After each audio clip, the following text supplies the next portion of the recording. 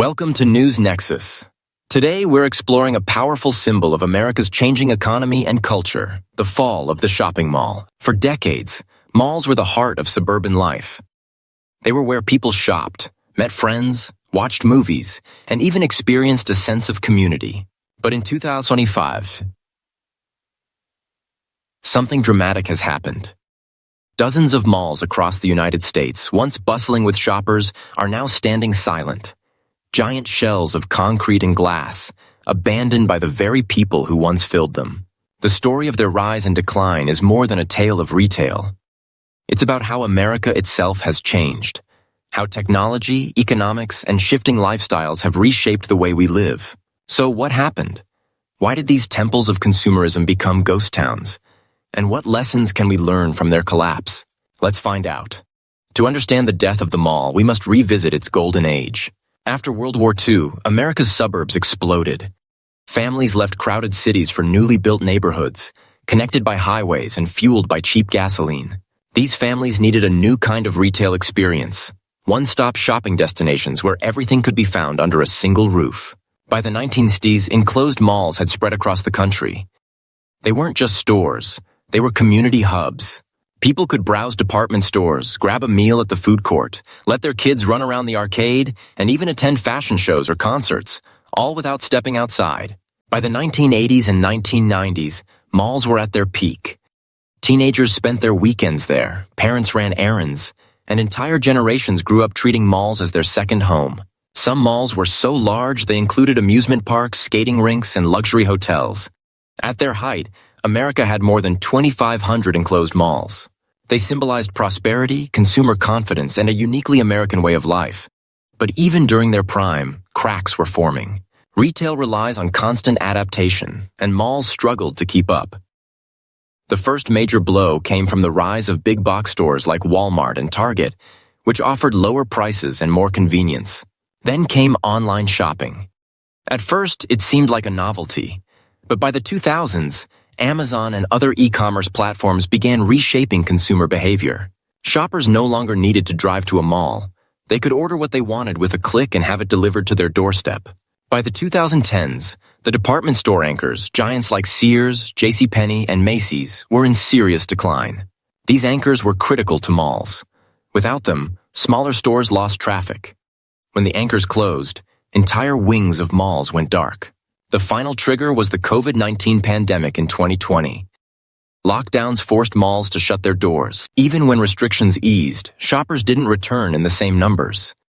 Many had gotten used to the convenience of shopping online, and foot traffic never fully recovered. Fast forward to 2025. The situation has reached a tipping point. Inflation, rising interest rates, and reduced consumer spending have squeezed the retail sector.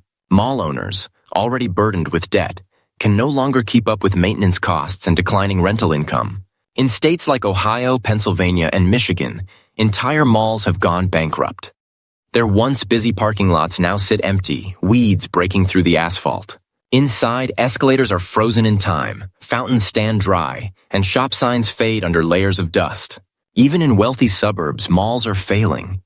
Consumers prefer lifestyle centers, outlet villages, or simply staying home and shopping on their phones. By mid-2020, experts estimate that fewer than 500 enclosed malls remain in the U.S., compared to more than 2,500 at their peak. Of those, only a fraction are thriving. In Ohio, the once legendary Randall Park Mall, once the largest in the world, had already been struggling for decades. Redevelopment projects failed, and in 2025, it stands mostly deserted, a concrete skeleton of its former glory. Locals describe it as eerie, a place where laughter and music have been replaced by silence.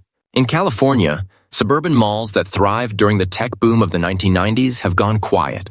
The fountains are drained, food courts are closed, and the neon signs that once lit up evenings are now dark. Urban explorers wander these spaces, photographing empty halls where mannequins still wear fashions from 5 years ago. In Texas, developers attempted to save several malls by transforming them into mixed-use centers, adding gyms, offices, and entertainment hubs. But with inflation rising and investors pulling out, many of these projects collapsed in 2025, leaving behind half-finished shells. Each abandoned mall tells a story. not just of retail failure, but of cultural change. The collapse of malls isn't just about buildings. It's about people. Retail workers, cashiers, cleaners, managers have lost jobs by the thousands. Small businesses that once rented spaces in malls have been forced to close. Local governments that depended on tax revenue from these properties are now facing budget shortfalls. Schools, libraries, and infrastructure projects lose funding when a major retail hub dies. There's also a cultural loss. For decades, malls were gathering places. They were the backdrops of teenage memories, first dates, and family outings. Without them, many communities have lost a central meeting point. For younger generations, the very concept of going to the mall is now fading into history. So, what happens to these ghost malls? Some are being repurposed. In Arizona, one mall has been transformed into a giant data center, ironically powering the very online economy that helped kill it. In Vermont, a failed shopping center has been turned into affordable housing. In New York, an abandoned mall now hosts a medical campus. Other malls are being used for warehousing, indoor farms, schools, and even churches. But not all properties can be saved. Many are simply too big, too costly, or located in areas where redevelopment makes no sense. Those malls are left to decay, monuments to a consumer culture that no longer exists. Dead malls carry powerful symbolism. Just as abandoned factories came to represent the decline of American manufacturing, ghost malls represent the end of an era in consumerism. They remind us that no industry is immune to change. The same malls that once replaced downtown main streets are now being replaced themselves by e-commerce and new retail models. They stand as ruins of capitalism. Giant empty structures that once represented growth and prosperity, now overtaken by silence. They also reflect deeper societal changes. America is shifting away from car-centered suburban life.